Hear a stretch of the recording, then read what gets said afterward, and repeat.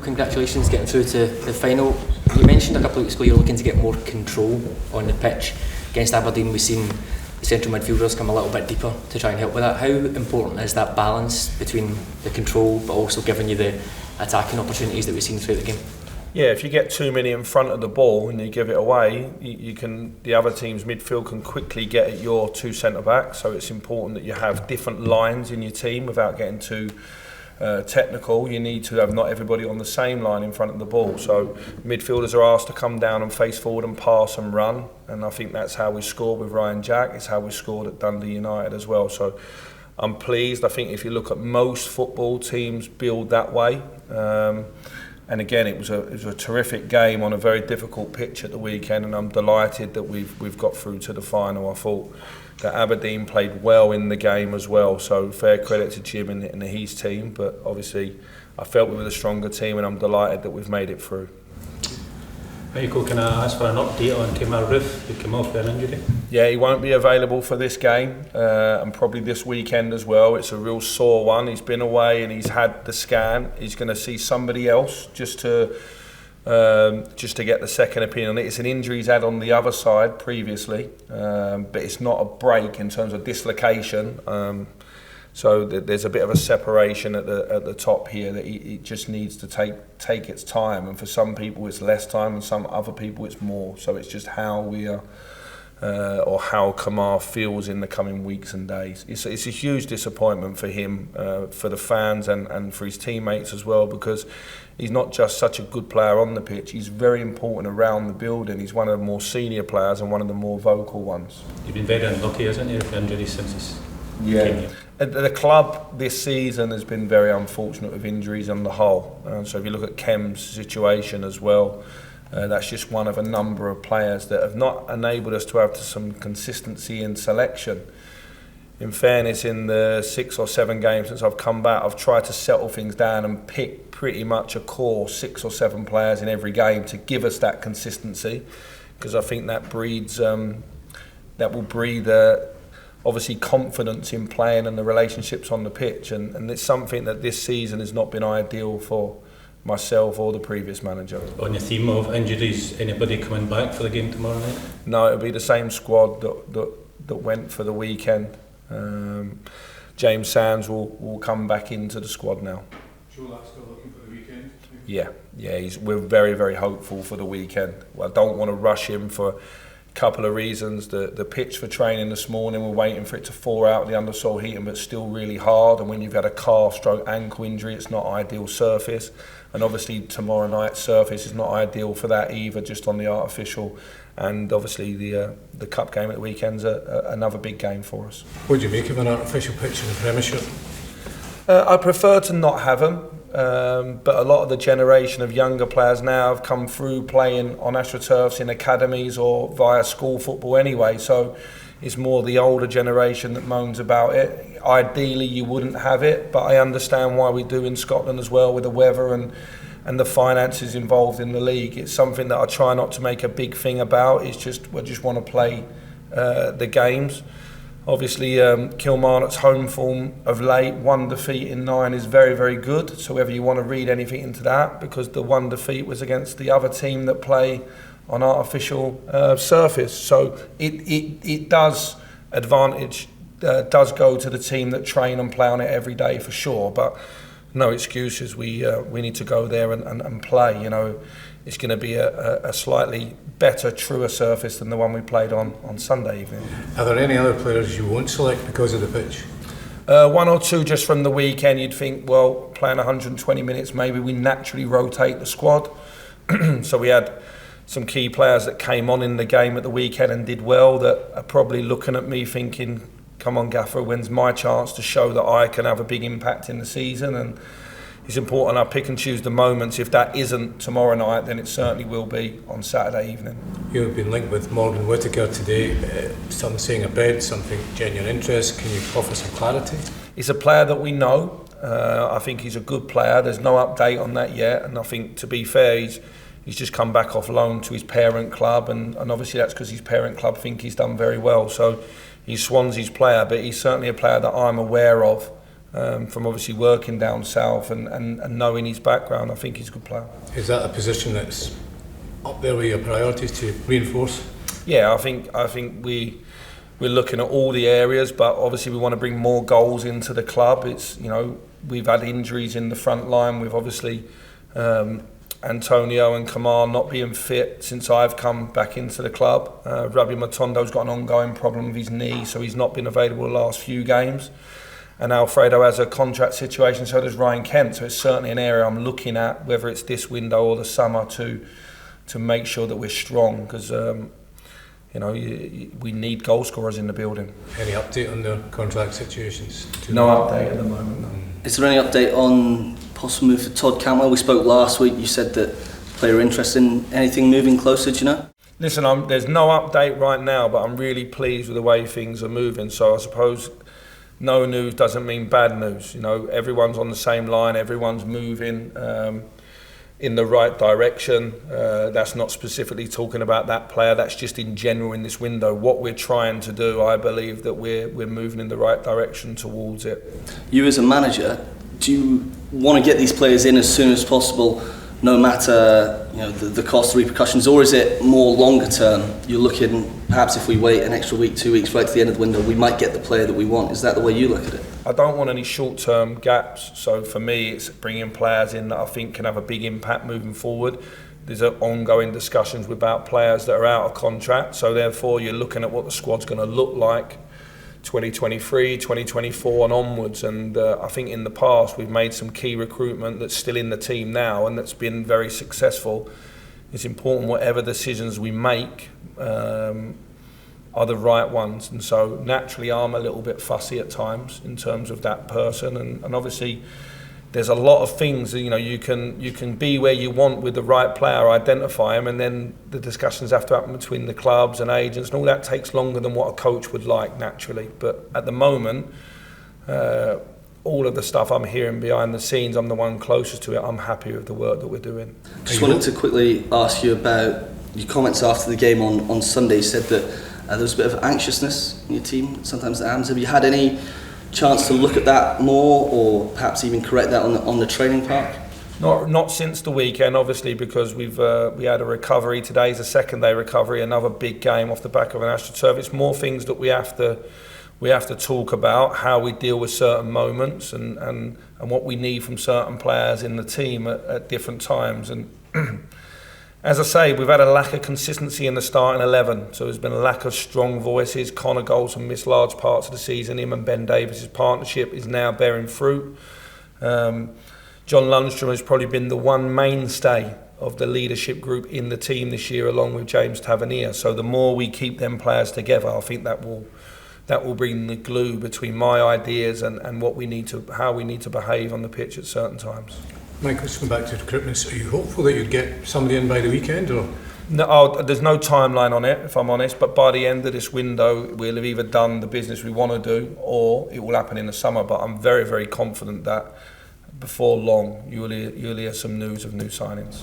Just on Kemar Roofe, I know you were saying, given the description, it wasn't a break, but in terms of a time scale of that, is that weeks, not months kind of thing? I know you were saying he's off for another scan, it depends how he reacts, but... It's up in the air at the moment. It's how Kem reacts to it in terms of the pain and then what the surgeon actually thinks he can do in the short period, the short term now. And some players it's been weeks, others months. That's the feedback I've been given by the physios. Okay. Just wanted to speak to you a little bit about Borna Barisic. And I'm sure you'll tell me you don't pay attention to any of this stuff, and probably rightly so, but during the game on Sunday his name was trending on Twitter. Such was kind of the discussion around his performances. What have you made of his performances since obviously you returned? He was integral in that title winning season, but since you've returned to the club, he's been essential to the balance across the park in terms of giving us that balance on the left. I still think you'll go a long way to find a better left-footed player in the attack in terms of his crossing and his delivery. We've switched off as a team in that moment of the weekend. We recovered and won the game. It's gone. We move forward. Borna's been outstanding for this football club. Me and his relationship is very strong, and it will continue to be moving forward. Just on Kemar, obviously with that injury, does that change your priorities in the transfer window? If there were injuries, or do you still have a very clear idea in your mind about what you want? Yeah, I've a really clear mind of where we want this window and the next one to look like. So when we return for pre-season at the start of July, I've got a real clean idea of how I want this squad to look. It's not all going to work in one window, where I want to take the team and evolve it over the next 12 to 18 months. I've got to be careful to make sure that I'm here. And so I've got a good job in the interim. You can't look too far forward. I think January is notoriously a difficult month. Sometimes you get some things fixed up that are going to become permanent in the summer. Sometimes you can get things done now. What I don't want to do is rush for a short-term gap that don't take Rangers Football Club nowhere in the longer term. This is about building and probably having a 25% turnover of this squad over the next 2 to 3 windows to make us really strong. That 25% that come in have to hit the ground running. Michael, you spoke a little bit about the pursuit of Todd Cantwell there. I remember after the Dundee United game, I asked you about Tom Davies. You said that's a player you like as well. Has there been any update in chasing him at all? There was no interest on our side towards Tom. There has been no talk about Tom. You caught me on the hop that day, and I said a couple of nice things about him because he's a young British player that I saw coming through as a young player, and I'm pleased to see his progress. He plays for a fantastic football club, and I think that's where he's going to be. He's not going to be a Rangers player in the future. And another Tom that you've got here, Tom Lawrence. I've seen a TikTok in the last week of him doing some individual training with what looked like a private coach. Can you have a little update on his fitness and how close he is to making a return? Yeah, he had a slight setback and he went away to get an opinion. The opinion was, okay, let's see how things are going. There's some things he can do at this stage that someone that had that injury probably shouldn't be able to do. And he's had a bit of discomfort at other times in areas that he shouldn't. So it slowly does it at the moment, and there's not really much more to say than that. He's still not back with the group, and we're just going to assess as we go whether we need to how he feels, whether he can then crank up and start working with the group, which will see a quick return, or it doesn't go to plan and we have to look at an alternative. Any sort of approximate timescale on that at all? No, unfortunately not. It's a disappointment for Tom and myself, but it's a reality of coming back from an injury. You know, we've been able to bring some players back a lot quicker, i.e. Ben Davis, John Souttar and Connor Goldson a lot quicker than planned, and then one like Tom is just dragging on a little bit longer. Michael, you said there it could be weeks or months with Kemar. Will you get clarity after the specialist has seen him, or is it going to be something after the week? No, I'm looking for a quick diagnosis to that. That's why Kem's been away seeing people to get it. We've obviously had the x-ray back.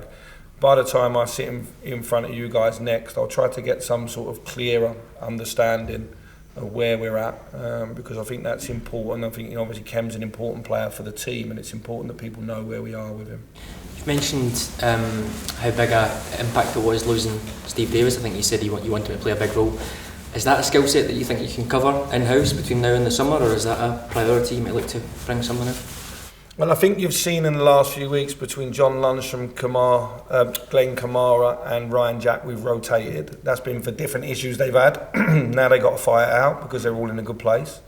And we've rotated a little bit between Malik and Scott Arfield, and at times we've played 2 in midfield and 1 slightly further. So everyone's got a real key, they know where they stand. So my job is actually to stand them next to each other outside so they can look at each other in the eyes and fight for the shirt. That's it.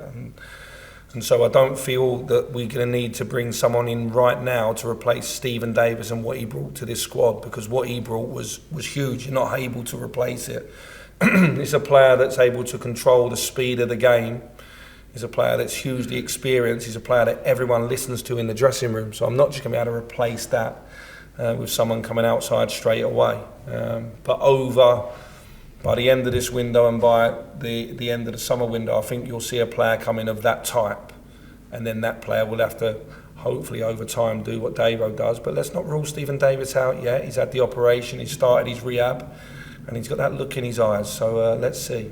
Hi, good afternoon, Michael. I wanted to ask you a wee bit about Ryan Kent. Obviously, you've answered the contract situation, but it was more on his performance on Sunday. I thought that was the best all-round complete performance, certainly under your tenure, but certainly in a wee while under just in a Rangers shirt. He seems to be really thriving, coming inside quite a lot, picking the ball up centrally, driving, but he's been taking a lot more shots and getting a lot more involved, taking a lot more responsibility. How happy are you with him And is he now getting towards the kind of standards that you are hoping and expecting from him? On a personal level, I'm delighted with him in terms of his football. He's never in doubt in terms of his effort and energy, even when some of the magic might not be there on time to time. He never shirks in terms of his work ethic. I think at the moment he's able to cause a lot of disruption to teams because they're unsure of where he's going to be on the pitch, and I've been really happy with him. It's another strong performance, still running hard after 120 minutes. So I think Ryan can be pleased with his form at the moment. Good afternoon, Michael. With the forward situation as it is at the moment, and we're likely to see maybe opportunities afforded to some of the young lads in the B team, like Robbie Ure, Zach Loughley's perhaps in the squad. Well, they're playing a game this afternoon here at the training ground, so it's a good time for one of them to play well. And there's a bit of noise last week about Phil Hollander possibly moving on. Is there any truth in that? I know you said he's recovering, he's in his rehab at the moment, but is he likely to perhaps move on this window? That's news to me. He's a player that I like, Phil. He's a player that I like, and he's a man that I like, and he's one that when you come back in the building and see that he's on the crutches, and now the crutches are disappearing, you start thinking, how far away is he? So there's no news on that at the minute, but yeah, I've not heard that rumour. Hi Michael, you've mentioned a few times already that in terms of your recruitment you're looking to kind of build the Rangers for the future. I was just wondering, have you had the chance to really settle in terms of perhaps bringing your own recruitment strategy, or are you perhaps looking at inspiration from previous successes such as the acquisition of Calvin Bassey and of course the development of Nathan Patterson? Yeah, well, I was having this conversation a few days ago. If you're a Premier League team with the unlimited millions that they have there, we had an ideal scenario probably a year, 18 months ago, where we had Calvin fighting out with Borna and we had Nathan fighting out with Tav.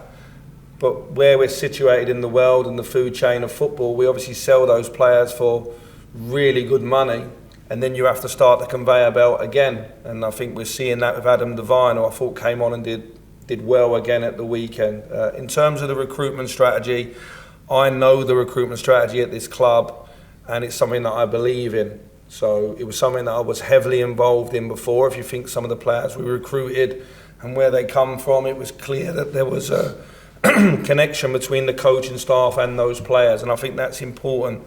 You can't have recruitment staff pushing people through a door. You have to have the coaching staff at the door, wide open with a smile and accepting the players. And hopefully as we recruit a player, you can see where they're going to fit in the way that we play and the squad, because certainly as a coach, I like to recruit people for specific roles because, as I say, I like people to know, have real clarity in where they're going to play and the areas I think they can help us, but also the areas they can develop. And it's getting that lovely mix between now and future in terms of, I don't want any fillers. I want leaders now and people that I think can go on and be real top players for this club moving forward. Can I quickly ask Michael, what sort of tests do you expect tomorrow night? Really tough test. I know Derek Well is a good guy, and the Aberdeen battles between our teams were really tough games. He's done a good job at Kilmarnock, obviously getting them back up. Got a lot of familiar faces in their squad of players that have got good experience in this league. They've lost 1-9 at home, and as I said, that game was against Livingston. It was on the Astro. They've beaten every team that I've beaten or we've beaten since I've come back in. So game on, should be a good game. We need to go for 3 points, not 1. And I'm sure they're feeling the same after what was a really good performance at Hampden at the weekend. So I'm sure although they were disappointed, that will give them a lot of confidence for the remainder of the season.